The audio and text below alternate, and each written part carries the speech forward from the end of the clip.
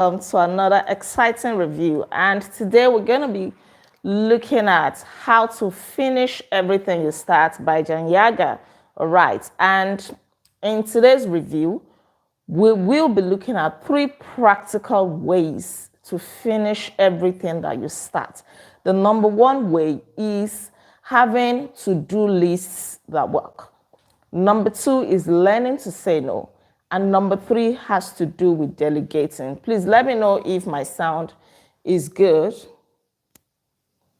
as I proceed. Okay.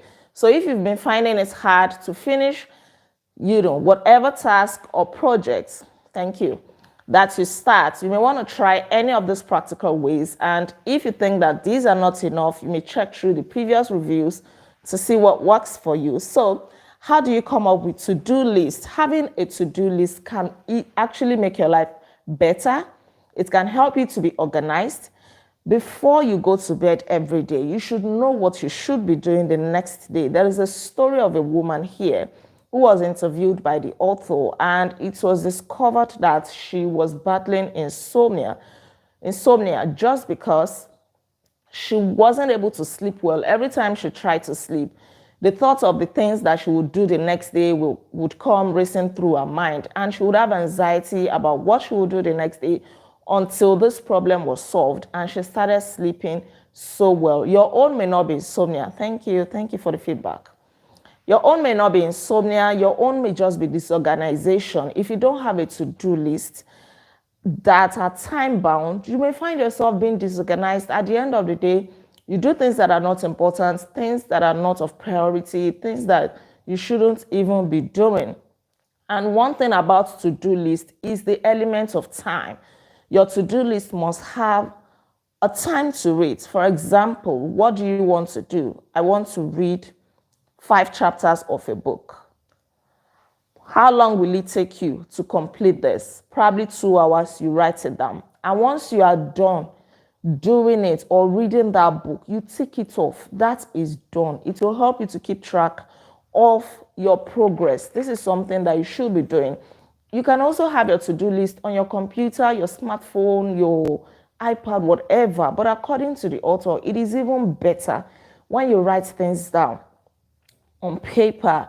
There is this kind of connection. There is this kind of commitment. Yes. And this is not to say that you cannot use technology to plan your to-do list if that works for you. But I think I kind of agree that sometimes when we write things down, like in our diary or somewhere, it brings this kind of connection and it has its own positive benefits. So write things down, commit to finishing them, and you can do this in 2 ways. It could be chronologically. That means you write everything that you want to do in no particular order, right? You just write it down from number 1 to 5. These are the things I'm going to be doing. Or it could be in order of importance. You may want to rank the important things first so that you start with the things that are important, as in from the most important to less important and so on like that. All right. So these are some of the things that you may have to do. You may say, oh, I don't like writing. I don't like having a to-do list. Okay. I don't like writing a to-do list. It can be as simple as having a shopping list. If you don't have a shopping list, by the time you go to the store, you may spend a longer time there. These are some of the things that take our time and we may not even realize it. So your goal is not to become someone who just makes up lists. Instead of just writing lists, creating lists, you have to monitor your to-do list. And if on your to-do list you do not finish a particular task, don't leave it there. Move it to the next to-do list. You may make it the first on that your next to-do list, something that you will tackle first before going to the other items on that list. Now let's look at the number 2 thing or way that you can finish everything you start. And this is learning to say no. N-O, no. But it is not just about saying no. It is also how you say it. We want to say no to people without offending them. We want to say no to people and still be in their good books, right? Nobody likes to feel rejected. Nobody likes to be snubbed or just shut up like that. People don't like it. I'm sure you also do not like it. So there is a way you can say no to somebody and the person will still be your friend. All right. They don't feel like, oh, we are so proud or things like that. Because some people do not take rejection lightly. It may affect them a great deal. And you may not even realize that, oh, it is because of the way you said no to them. But really, saying no can help you to achieve a lot. Saying no can help you to get yourself together, to help your mental health to be intact. You don't want to keep saying yes to everybody. And at the end of the day, you're not even doing the things that are important to you. Some people say yes to everybody, probably because of the way they were brought up. They were brought up to please people, to please mommy and daddy, to please their siblings, to get their praises and all of that. And when they grow up, they find themselves saying yes to everybody.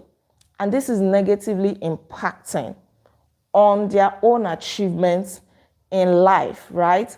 But in saying no, you have to use your discretion. There is a way you will say no to your colleague at work.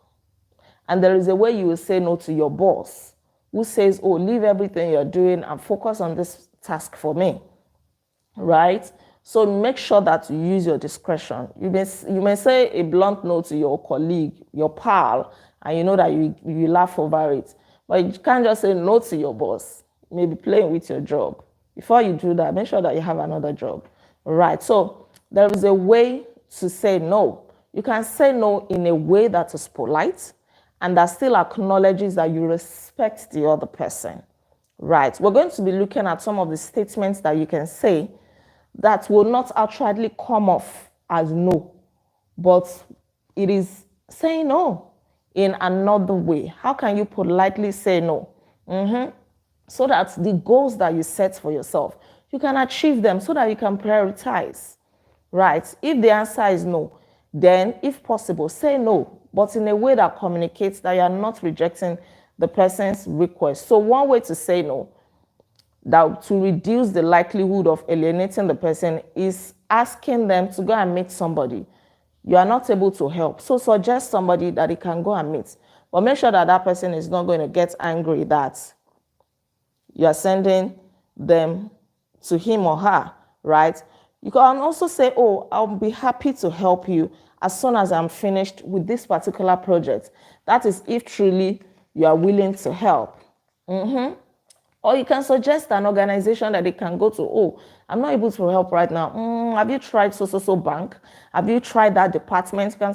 You can point them to another department within your organization. Yeah, if you have a tendency to say yes, when you really wanted to say no, you may have a deep-seated childhood need to please people, to impress people, to be in everybody's good books, right? And this is why we must always teach our children, we must train them in a way that they feel accepted. Whether they say yes or no, we don't castigate them because they are not dancing to our tune. All right. So what are 20 ways to say no graciously?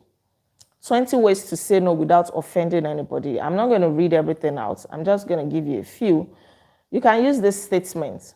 Number one, you can say no, but thank you very much for the offer. You can also say, I really want to say yes, but I unfortunately just have to say no. I hope you understand. You can say, let me consider your offer and get back to you. This is also another way, right? Let me just emphasize this. You may not say no outrightly.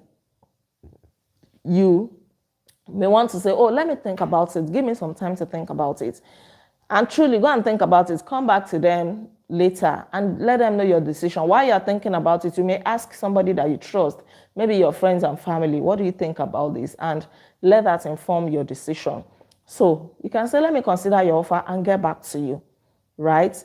And when you eventually get back to the person, you say, I've thought about it, but I'm sorry, it will not be possible at this time. You can also say, unfortunately, I have a conflicting commitment for that date. I deeply regret that I therefore have to decline. Or you can say, I'm so sorry, I have to decline, but I'm on a deadline. Or you say, thank you, but unfortunately, I have to say no. Or, no, not now. It is not a good time for me. Maybe later. Something like that. In that way, they will not feel so rejected outrightly. Then what is the last way to The last method that you can use, or way, strategy to finish everything that you start, it is becoming a better delegator. You shouldn't be doing everything. If you do everything, you may find yourself not finishing those important things that you start. So besides an inability to say no to those who have too many unfinished projects or activities, it's trying to do everything yourself. You're just trying to do everything yourself. You are not a good time manager. You don't know how to use your time effectively, right? Because what you're supposed to delegate to somebody else, you're trying to do everything yourself. So here are some of the signs that you should be delegating more. There are 6 signs here. Number 1, a task is beneath your skill level. You can delegate it to your subordinate. Let your subordinate do it, or somebody else. Pay the person, let the person do it. Or if it is within your organization, let your junior do it. Number 2, you are bored by some or all aspects of a task that you do. That task is so boring. There's somebody else that enjoys it. Let the person do it for you. Number 3, a computer or another form of technology could do what you have been doing. If you have this book, How to Finish Everything You Start by Jan Yaga, there are some resources at the back, some apps and websites that you can consult that can do your job for you. Yes, life is so easy now with technology. So make good use of technology. Your smartphone can do some things for you. That is the truth. A computer can do some things for you. There are websites or apps that you can download. Some of them are free. Some of them you have to pay a token. That can make your life easier. Number 4, you planned to delegate a task, but after a while, you decided it would be faster to do it yourself than to train somebody. You may be biting more than you can chew, right? Train somebody and let the person do it for you. It may not be for now alone. If you train that person, you can always bank on that person to help you out. Number 5, you distrust that anyone can handle some of or many aspects of your job as well as you. This is related to perfectionism. You want it to be so perfect, and so you're killing yourself doing everything. You don't ever trust anybody to do it as well as you would. That is a sign that you should be delegating. Let them do it. You will still chip in your own corrections or amendments, right? This will help you to focus on some important things. Then number 6, you have been told more than once that you're a control freak who prefers to do everything by him or herself. This is a sign that you should delegate. Don't be a control freak. So don't allow any of this to hold you back. Delegate, let people do things for you. And these are 8 steps to more effective delegating. Number 1, decide what task or aspects of a project or entire project that you are willing to delegate. Then select the best person to do it for you. It could be a paid person, it could be your junior staff at work, it could be somebody that can just handle it, right? Number 3, develop trust in the person to whom you are delegating. Trust people, train them. If you think that they are not good enough, train them to do it. Number 4, make sure your instructions are clear so that they don't waste all the time doing the wrong thing or doing it the way you would not want it. Then number 5, make sure that